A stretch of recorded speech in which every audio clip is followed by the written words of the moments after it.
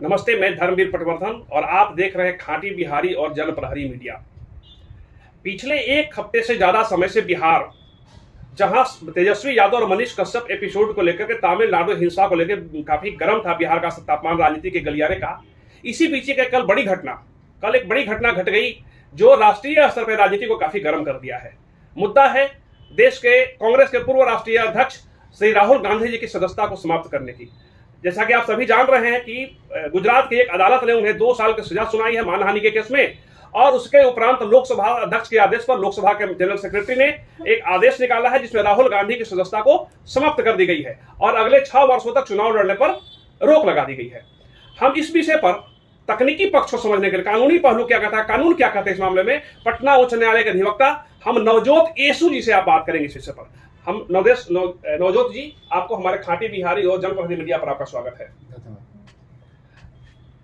जैसा कि आप देख रहे हैं कि पिछले 15 दिनों से बिहार की राजनीति काफी गर्म थी जी।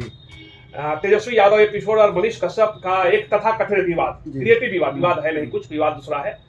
उस विवाद से पहले ही से बिहार तप रहा था। कल से इसकी तपिश राष्ट्रीय स्तर पर पहुंची है और कांग्रेस के पूर्व राष्ट्रीय अध्यक्ष, जिनको संभावित प्रधानमंत्री के रूप में लोग मान रहा था मोदी जी के कंपटीटर ने, कल उनकी लोकसभा की सदस्यता समाप्त कर दी गई है। इस पर आपका क्या ओपिनियन है?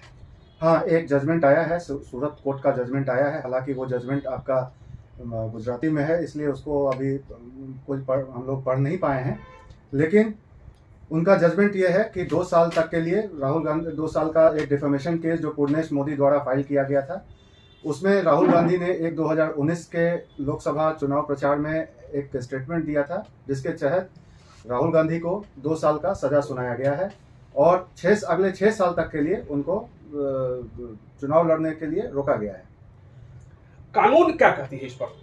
कानून का स्पष्ट है, जहां तक अभी कानून का जो स्पष्ट रूप सामने है वो सेक्शन 8(3) जो रिप्रेजेंटेटिव ऑफ पीपल्स एक्ट है, उसमें ये बात बोला जाता है, कहा गया है और है कि 2 साल तक के, मान लीजिए किसी को अगर सजा होता है तो जिस दिन सजा हुई है उस दिन से ही उनकी जो संसद सदस्यता है या विधानसभा सदस्यता है, किसी को भी अगर होता है तो उसकी सदस्यता को रद्द माना जाएगा।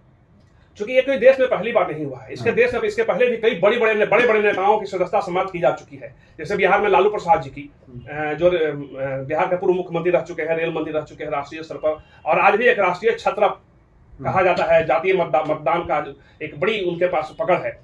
तो लालू यादव जी की सदस्यता समाप्त हुई और आज राहुल गांधी की सदस्यता समाप्त हुई। जब लालू जी की समाप्त की गई थी तो संभवतः केंद्र में कांग्रेस की सरकार थी, आज केंद्र में भाजपा की सरकार है और सदस्यता गई है राहुल गांधी जी की। इसको आप किस दृष्टिकोण से देख रहे हैं? देखिए, इसमें जो आपका राहुल गांधी जी को जो सदस्यता गई है वो सदस्यता कन्विक्शन हुआ है 2 साल का, उसके बाद गया है। वो 2 साल का जो सजा है 499 500 में जो सजा निर्धारित किया गया है, उसमें मैक्सिमम पनिशमेंट जो किसी को दिया जाना है वो है 2 साल का।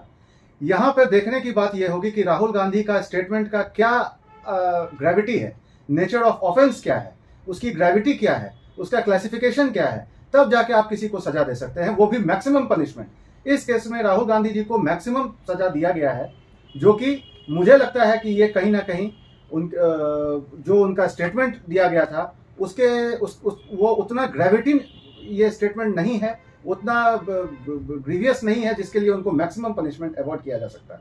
जहां तक लालू यादव जी की बात है, उनकी भी सदस्यता गई थी, उन्होंने भी सजा, कानून तो यहाँ स्पष्ट है, 8(3) में सीधे कहता है कि 2 साल का अगर सजा होता है या उससे ऊपर तो उनकी सदस्यता उसी दिन समाप्त हो जाएगी। लेकिन विपक्षी दलों का, चूंकि ये मुद्दा ऐसा है, इस मुद्दे पर लगभग देश की सभी राष्ट्रीय पार्टियां, राजनीतिक दल, भाजपा और भाजपा गठबंधन छोड़ करके सारे एक स्वर से इसके लिए नरेंद्र मोदी की केंद्र की सरकार को दोषी ठहरा रहे हैं। इसमें आपका क्या कहते हैं? टेक्नोलॉजी क्या? देखिए, ये तो राजनेताओं का काम है, उन लोग क्या बोलेंगे ये उन लोगों के ऊपर है।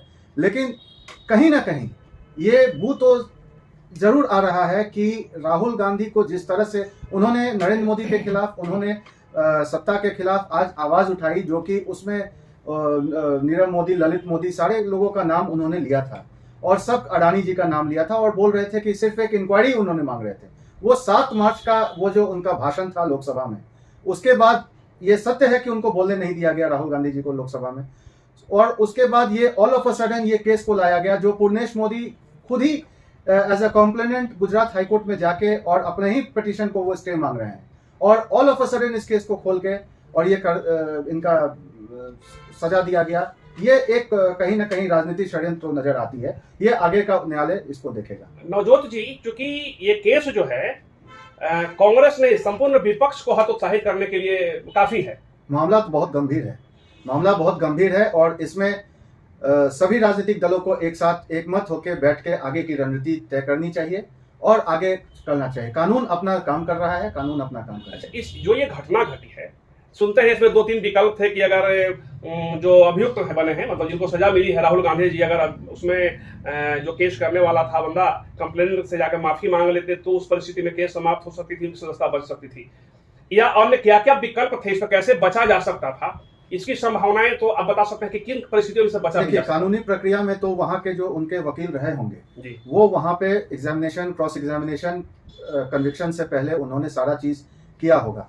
जहां तक माफी का सवाल है, ये तो राहुल गांधी के ऊपर डिपेंड करता है कि वो माफी मांगे या ना मांगे। उन्होंने ऑप्ट किया कि मैं नहीं मांगूंगा, मैं इसके खिलाफ आगे जाऊंगा, लड़ूंगा।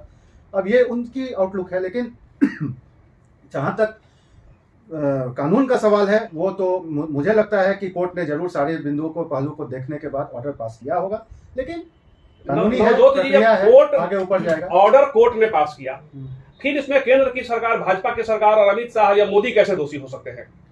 देखिए, ये तो नेता लोग बोल सकते हैं। हम तो भाई कानूनी पहलू आपको बता दिए कि 8(3) में जो भी कहा जा रहा है, रिप्रेजेंटेटिव ऑफ पीपल्स एक्ट में कानून यही बोलता है कि from the date which you have been convicted your membership will be terminated.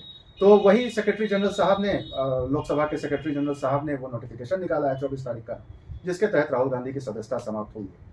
आगे क्या संभावना दिखती है इसमें? आगे तो उनके खिलाफ उपाय है, ऊपर जाए, हाईकोर्ट में अपील दायर करें। हाईकोर्ट में वो जा ही रहे होंगे, उनके सारे जो लीगल स्टालवर्ट्स हैं वो लोग देख ही रहे होंगे, वो लोग सारे चीज़ों को, पहलू को महसूस करके आगे जाएंगे। उपाय तो देखिए, इसमें मिनिमम उनको 30 दिन का समय दिया गया है।